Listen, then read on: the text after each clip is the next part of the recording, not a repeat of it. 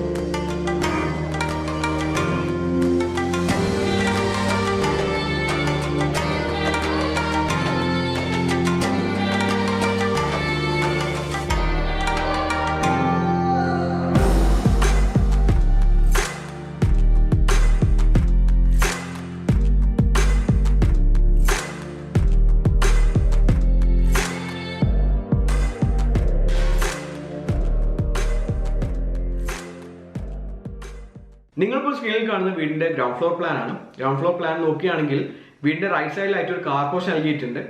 വീടിന്റെ പുറത്തുനിന്ന് അകത്ത് കയറുമ്പോൾ ആദ്യം എത്തിച്ചേരുന്നത് ഈ ഒരു സിറ്റ് ഔട്ട് സ്പേസിലേക്കാണ്. സിറ്റ് ഔട്ട് നമ്മൾ നേരെ കയറുന്നത് ഈ ഒരു ഫോമൽ ലിവിംഗ് സ്പേസിലേക്കാണ്. ഫോമൽ ലിവിങ്ങിനോട് ചേർന്ന് തന്നെ ഡൈനിങ് ഇവിടെ കൊടുത്തിരിക്കുന്നു. ഫോമൽ ലിവിങ്ങും ഡൈനിങ്ങും അറ്റാച്ച്ഡ് ആയിട്ടാണ് കൊടുത്തിരിക്കുന്നത്. നല്ല വെളിച്ചം കാറ്റെല്ലാം ഈ ഒരു ഏരിയയിലേക്ക് ലഭിക്കാൻ വേണ്ടിയിട്ട് ആവശ്യത്തിന് വിൻഡോസ് എല്ലാം പ്രൊവൈഡ് ചെയ്തിട്ടുണ്ട്. ഡൈനിങ്ങിനോട് ചേർന്ന് തന്നെ ഒരു വാഷിംഗ് സ്പേസ് ഇവിടെ കൊടുത്തിരിക്കുന്നു. ഡൈനിങ്ങിന്റെ അടുത്തായിട്ട് തന്നെ കിച്ചൺ ഇവിടെ കൊടുത്തിരിക്കുന്നു. ഗ്രൗണ്ട് ഫ്ലോറിൽ ഒരു ബെഡ്റൂം ആണ് കൊടുത്തിരിക്കുന്നത്. ഈ ബെഡ്റൂം ഒരു ബാത്ത് അറ്റാച്ച്ഡ് ബെഡ്റൂം ആണ്. ഈ ബെഡ്റൂമിന്റെ ടോയ്ലറ്റ് വരുന്നത് സ്റ്റെയർ കേസിന്റെ താഴെയായിട്ടാണ്. അതുകൊണ്ട് തന്നെ അവിടെ ഒരു സ്പേസ് യൂട്ടിലൈസേഷൻ നടക്കുന്നുണ്ട്. ബെഡ്റൂമിലേക്ക് നല്ല വെളിച്ചം കിട്ടാനായിട്ട് വിൻഡോസ് എല്ലാം പൊസിഷൻ ചെയ്തിട്ടുണ്ട്. ഒരു ബെഡ് ഇവിടെ പൊസിഷൻ ചെയ്യാം. വാർഡ്രോബ് കൊടുക്കാനുള്ള സ്പേസ് ഇവിടെയാണ് കണ്ടിരിക്കുന്നത്.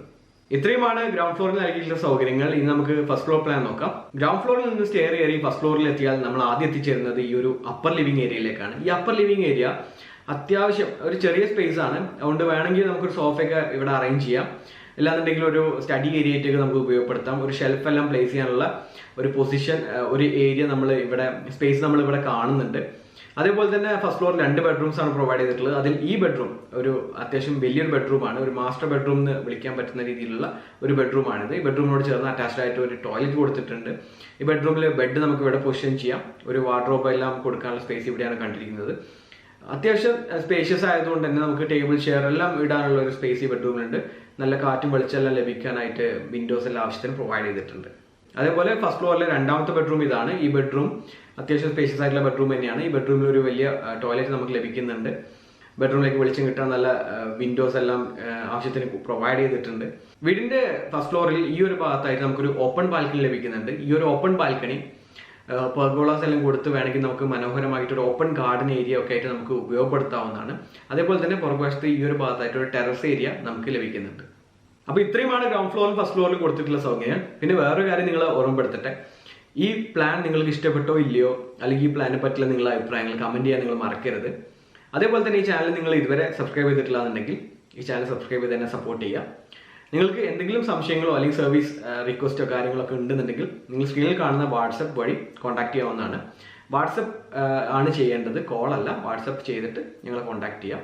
കോൾ ചെയ്താലും നമ്മൾ തിരിച്ചു വിളിക്കും. നിങ്ങൾ വിളിക്കുന്ന സമയത്ത് നമ്മൾ അറ്റൻഡ് ചെയ്യണമെന്നില്ല, അത് പിന്നീട് നമ്മൾ തിരിച്ചു വിളിക്കുന്നതായിരിക്കും.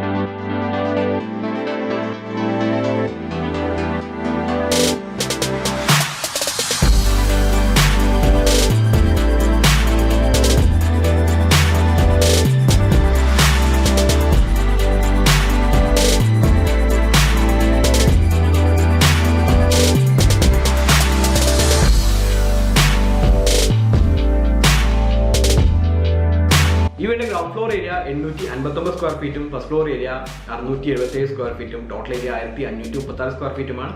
ഈ വീട് നിർമ്മിക്കാനുള്ള ബഡ്ജറ്റ് കണക്കാക്കുന്നത് 23 ലക്ഷം രൂപ മുതൽ 24 ലക്ഷം രൂപ വരെയാണ്. അപ്പോൾ ഈ വീടും പ്ലാനും എല്ലാം നിങ്ങൾക്ക് ഇഷ്ടപ്പെട്ടു എന്ന് വിചാരിക്കുന്നു. ഇഷ്ടപ്പെട്ടെങ്കിൽ please like and share the video and subscribe to the channel. Thank you so much for watching. This is Rameez signing of.